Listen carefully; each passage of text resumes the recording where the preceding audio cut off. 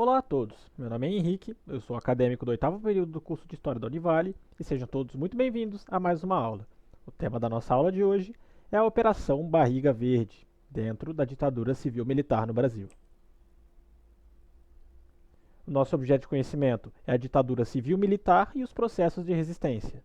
Nossa habilidade, discutir os processos de resistência e as propostas de reorganização da sociedade brasileira durante a ditadura civil-militar.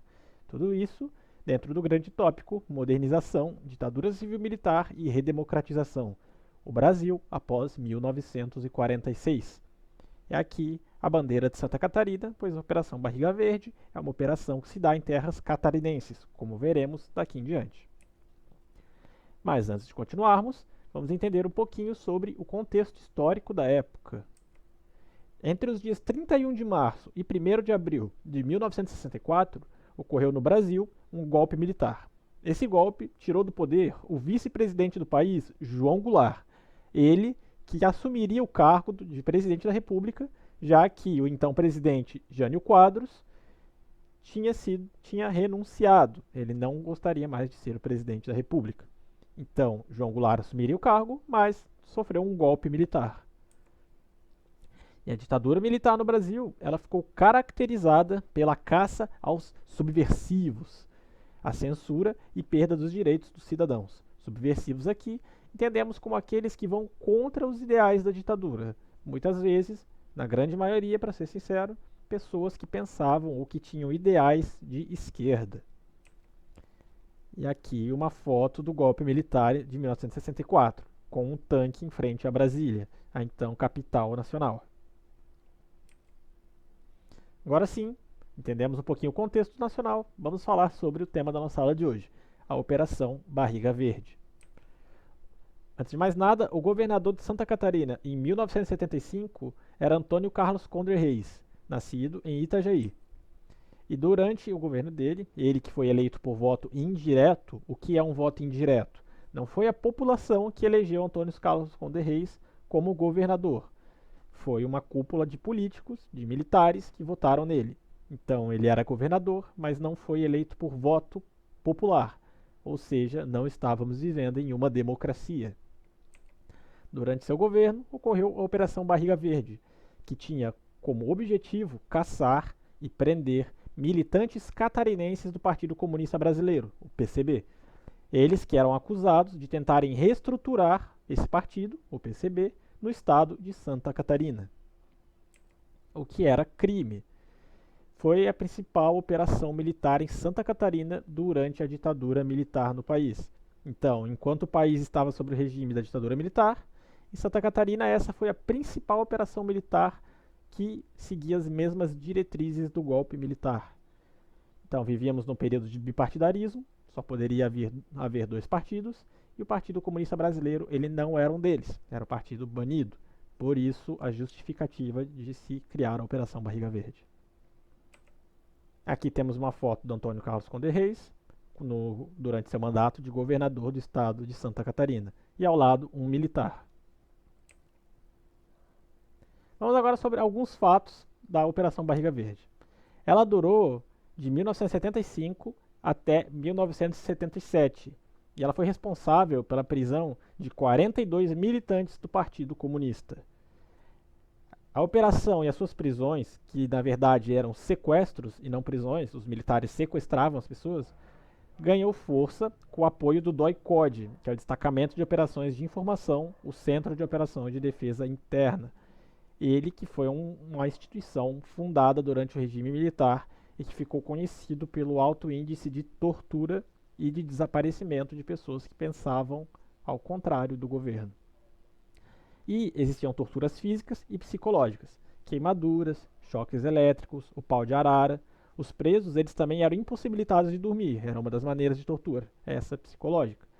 E foram relatados pelo menos 65 tipos diferentes de tortura, tanto física quanto psicológica, ou seja, uma grande variedade que os militares brasileiros tinham de métodos para torturar seus prisioneiros, que na verdade eram pessoas sequestradas.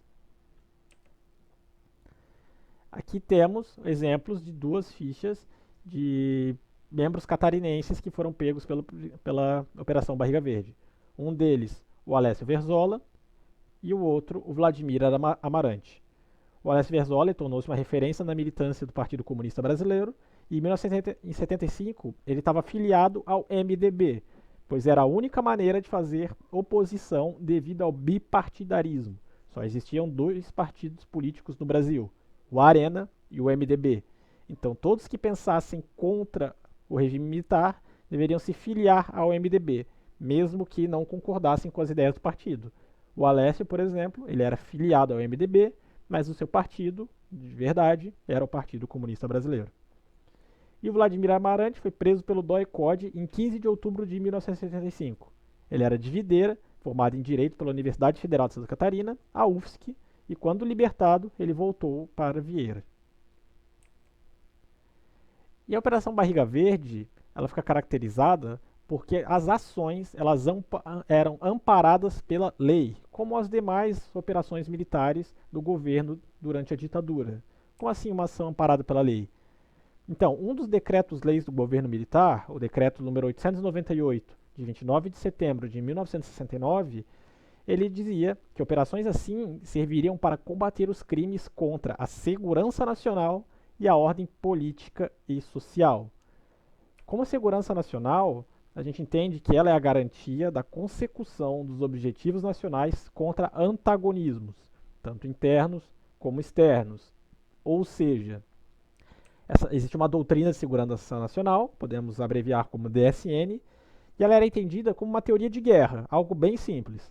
Quem não é seu amigo é seu inimigo. Quem não pensa da mesma maneira que o governo militar pensa, deve ser tratado como inimigo, pois é contra o governo, é contra a nação. Esse era o ideal militar da época.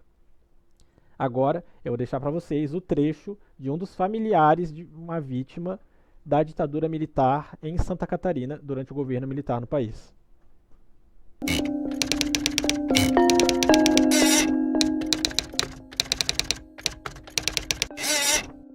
Em final de fevereiro de 69, é preso Higino João Pio, que é o único assassinato acontecido no estado de Santa Catarina. O pai foi o primeiro prefeito eleito de Balneário Camboriú. João Goulart tinha casa aqui na praia, sempre estava ele era muito amigo dele. E eu acho que mais foi por rixa política mesmo, né? O pai era uma pessoa muito simples, né? Não tinha estudo, era um cara assim humilde, uma pessoa que ia na casa de um, ia na casa de outro, como é que chama, daquela veraneira antigamente, da DOPS, né? Veio aqui, pegou ele estava vindo de Blumenau, que tinha que fazer um exame médico lá, o médico era de lá. Aí que pegaram ele, né, deixaram entrar dentro do carro e levaram, e dali em diante ninguém soube mais nada, né? Ele foi lá para o Estreito, né, escola da Marinha lá. Minha mãe foi lá de manhã cedo, implorou para falar com ele, né, que era dia de aniversário dela. Ele disse: a senhora pode ir para casa que o seu marido hoje já saiu daí. E já estava morto, né? Aí fomos encontrar o corpo dele na Faculdade de Medicina, lá em Florianópolis, como indigente para servir de cobaia lá. Prefeito. Botaram a corda aqui, botaram ele aqui, ele estava aqui com o pé no chão. O caixão veio lacrado, não foi feito exame, não foi feito nada. Como veio de lá, ele foi enterrado e nós tivemos que ficar quietos, vamos fazer o quê? Estava cheio na época de milico paisano aí no lado do caixão, o máximo que nós podíamos chegar era 2 metros perto do caixão, então ninguém podia ver nada, né? Mas aqui tinha umas manchas vermelhas no pescoço, não sei se...